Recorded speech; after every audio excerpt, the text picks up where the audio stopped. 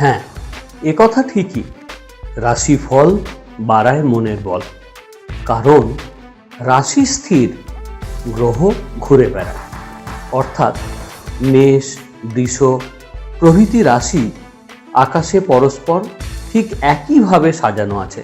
তাদের নিচে রবি, চন্দ্র প্রভৃতি গ্রহ মেষ থেকে বৃষ, বৃষ থেকে মিথুন, মিথুন থেকে কর্কট এমনি করে সরে সরে যাচ্ছে। সব গ্রহ একই রকম গতিতে এক রাশি থেকে আর এক রাশিতে যায় না। আবার একই গ্রহের গতি সবসময় সমান থাকে না। চন্দ্রের এক রাশি থেকে আর এক রাশিতে যেতে লাগে 2.25 দিন, কিন্তু রবির লাগে 1 মাস, বুধের 18 দিন, শুক্রের 28 দিন, মঙ্গলের 1.5 মাস, আর বৃহস্পতির 1 বছর, শনির 2.5 বছর। তাই রাশিফল পরিবর্তন হবেই।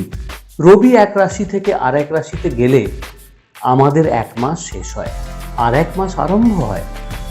তাই আমাদের 12টি মাস। রবি এক এক রাশিতে যতদিন থাকে ততদিন এক এক মাস হয়। চন্দ্র যেদিন যে রাশিতে থাকে সেই রাশি সেদিনকার জন্ম রাশি। মনে রাখবেন, রাশি 12টি, গ্রহও 12টি।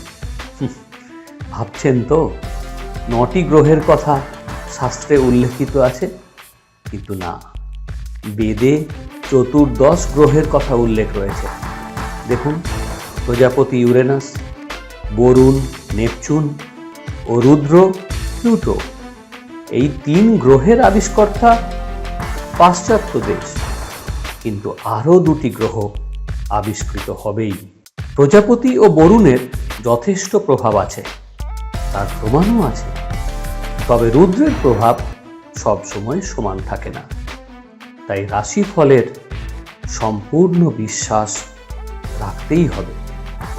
সেই কারণেই 12টি রাশির বিভিন্ন সময়ে বিভিন্ন দশা তৈরি হয়। আর শুধু রাশি নয়, মানুষের জীবনে প্রতিটি মুহূর্ত জুড়ে আছে গ্রহ, নক্ষত্র ও তিথি।